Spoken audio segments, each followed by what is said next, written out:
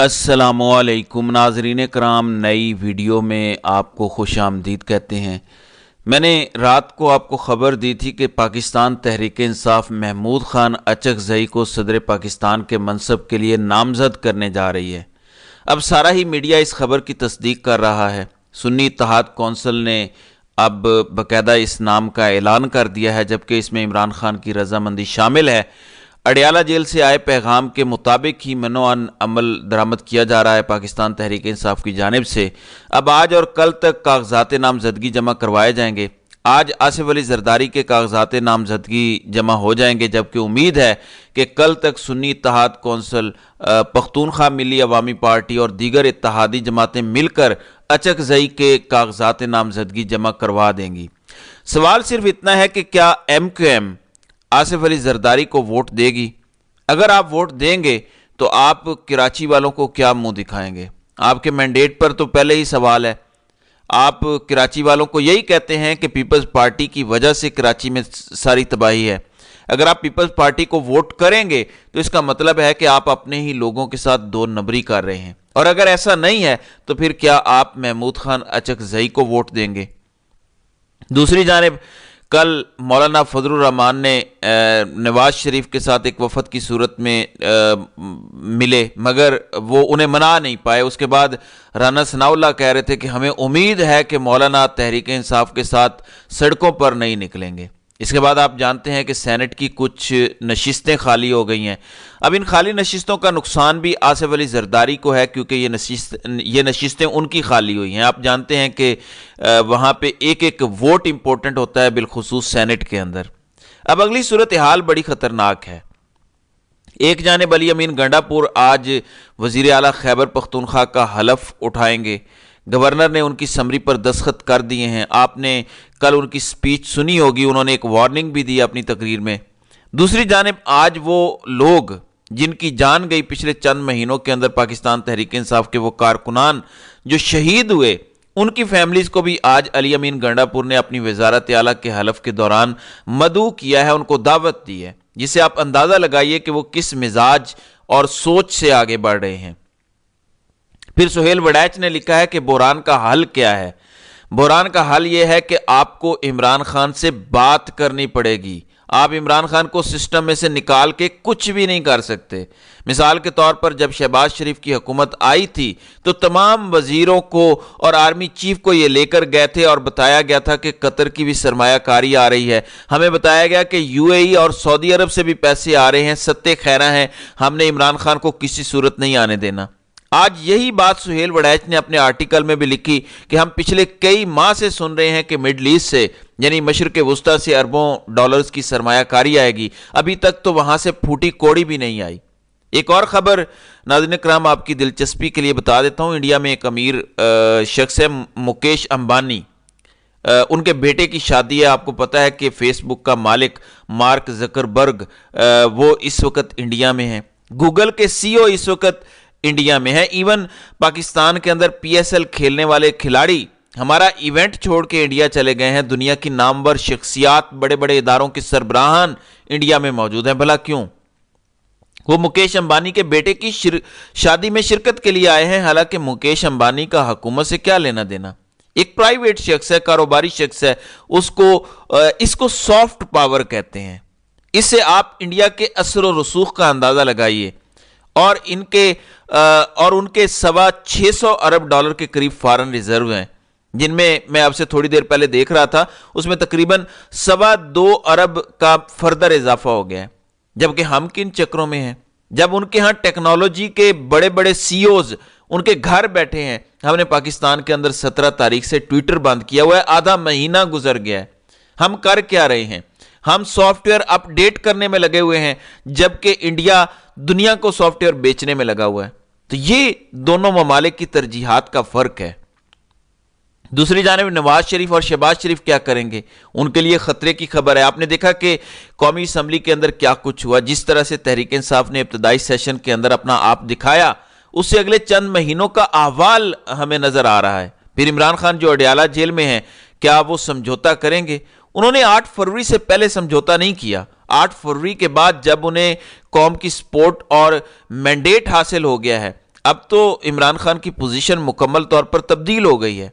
نجم سیٹھی کے بقول اب تو عمران خان اسٹیبلشمنٹ کی آنکھوں میں آنکھیں ڈال کے بات کر رہا ہے۔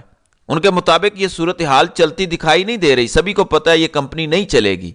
کل جنید اکبر خان نے بھی یہی کہا کہ ہم اس اسمبلی کو مانتے ہی نہیں ہیں، اور ہم ان کی قانون سازی کو بھی نہیں مانتے، اور ہم اس کو چلنے ہی نہیں دیں گے۔ بات بڑی سیدھی سی ہے، آپ عمران خان کو جیل میں رکھیں، آپ اپنی من مانیاں کریں، یہ تو ہو نہیں سکتا۔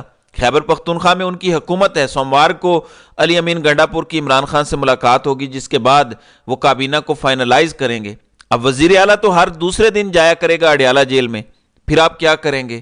دیگر لوگ جایا کریں گے، پھر منگل والے دن توشہ خانہ اور سائفر کیس کی مرکزی اپیلوں پر درخواستیں اسلام آباد ہائی کورٹ میں سماعت کے لیے مقرر ہو چکی ہیں۔ اب ہر گزرتا لمحہ جو آپ عمران خان کو اڈیالہ جیل میں رکھیں گے وہ سسٹم پر اور اس نظام پہ بھاری پڑے گا، آپ مزید دباؤ میں آئیں گے۔ پہلے آپ کہتے تھے کہ عمران خان کو جیل میں ڈالیں گے تو عمران خان کا قد بہت بڑا ہوگا، اور وہ ہو گیا۔ اب دوسرا خوف ہے کہ عمران خان کو جیل سے نکالیں گے تو کیا ہوگا؟ ظاہر ہے وہ نواز شریف تو نہیں ہے کہ وہ جہاز پکڑے گا اور لندن بھاگ جائے گا۔ امیجن کریں اگر عمران خان اڈیالہ جیل سے نکلتے ہیں ایک قافلے کی صورت میں، ایک ریلی کی صورت میں، اور وہ لاہور یا اسلام آباد آئیں گے تو کتنے گھنٹے اور کتنے دن لگیں گے، یہ بات یاد رکھیے گا۔ اور عمران خان کی ایک ایک سپیچ، ایک ایک لفظ کیا رول پلے کرے گا۔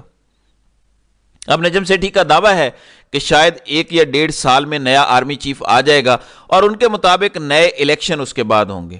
اب اس کا مطلب ہے کہ نواز شریف اور شہباز شریف نے جو کچھ کیا ہے، اس کا لاشا، اس کا بوجھ کوئی اٹھائے گا نہیں، کوئی جواب نہیں دے گا۔ پھر رات کو یہی بات مطیع اللہ جان کہہ رہے تھے کہ تحریک انصاف جو الزام لگاتی ہے اس کو تو چھوڑ دیں، باقی سبھی باتیں چھوڑ دیتے ہیں۔ الیکشن کمیشن کو الیکشن ایکٹ 2017 یہ پابند کرتا ہے کہ 14 روز کے اندر فارم 45 وہ اپنی ویب سائٹ پر اپلوڈ کریں۔ آج 2 مارچ ہے، 6 دن کے بعد 1 ماہ ہو جائے گا الیکشن ہوئے کو، ابھی تک ایک حلقے کا بھی ناٹ اے سنگل کانسٹیٹوئنسی اس کا فارم 45 سرکاری طور پر اپلوڈ ہوا ہے۔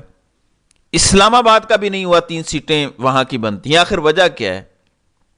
مطیع اللہ جان کے مطابق بڑی سادہ سی بات ہے کہ اس میں گڑبڑ کی گئی ہے، اس میں 2 نمبری ہوئی ہے، اور اگر آپ فارم 45 جاری کریں گے تو اس کا مطلب ہے وہ چیزیں آپ کے گلے پڑے گی۔ بے شک مسلم لیگ نون کہتی رہے کہ مولانا تحریک انصاف کے ساتھ نہیں نکلیں گے، تحریک انصاف کی تحریک مولانا فضل الرحمان کے مرہون منت تو نہیں ہے۔ کیا تحریک انصاف یہاں تک جو پہنچی ہے وہ کسی کی مدد سے پہنچی ہے؟ بالکل بھی نہیں۔ فضل الرحمان تو حکومت کا حصہ تھے، پی ڈی ایم کے سربراہ تھے، اور تحریک انصاف کو پورے نظام کی مخالفت کے باوجود یہ فتح نصیب ہوئی۔ کل جنید اکبر صحیح کہہ رہے تھے کہ ہم کاٹا مٹا کر یہاں پر آئے ہیں، اور اس میں کوئی شک نہیں ہے وہ آگ کا دریا عبور کر کے یہاں تک پہنچے ہیں۔ اب تحریک انصاف آج ملک گیر احتجاج کرنے جا رہی ہے، بڑی سادہ سی بات ہے، وہ کہہ رہے ہیں کہ ہمارا جو مینڈیٹ چوری کیا گیا ہے وہ ریورس کریں، وہ واپس کریں، ہم آپ کے ساتھ بات بھی کریں گے، باقی چیزیں بھی طے ہو جائیں گی، لیکن ہمارا مینڈیٹ چوری کر کے آپ سمجھیں ہم آپ سے بات کریں گے تو ایسا نہیں ہوگا۔ پھر آج کی دلچسپ چیز یہ بھی ہے کہ جو آج احتجاج شروع ہو رہا ہے، کیا پنجاب پولیس دوبارہ لوگوں کو مارے گی؟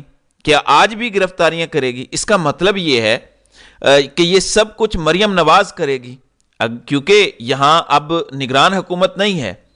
وہ مریم نواز جن کے اپنے مینڈیٹ پر سوال اٹھا ہوا ہے، وہ بے شک کہتی رہے کہ ہم میرٹ اور شفافیت پر یقین رکھتے ہیں، تو آج پتہ چل جائے گا۔ پھر آج خیبر پختونخوا میں بھی احتجاج ہوگا۔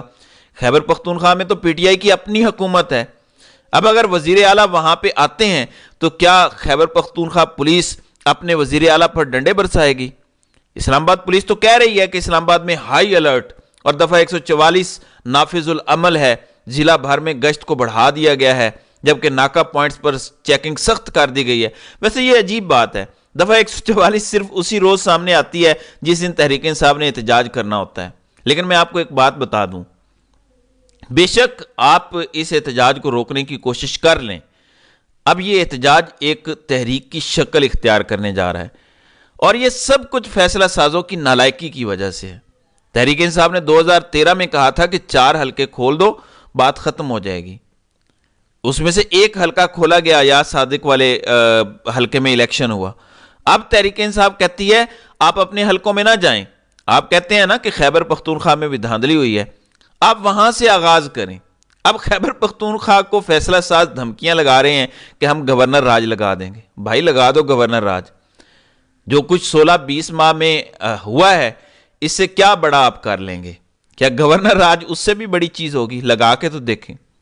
پاکستان تحریک انصاف تو کہہ رہی ہے کہ آپ پنجاب میں آغاز نہ کریں، آپ خیبر پختونخوا میں تحریک انصاف کے حلقوں سے آغاز کر لیں، دودھ کا دودھ اور پانی کا پانی ہو جائے گا.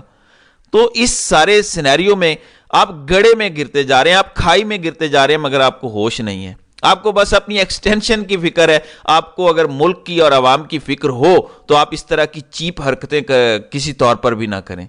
تو ناظرین کرام، آپ کی اس ویڈیو کے حوالے سے کیا رائے ہے؟ آپ اپنی رائے کا اظہار کامنٹ سیکشن میں ضرور کیجئے گا.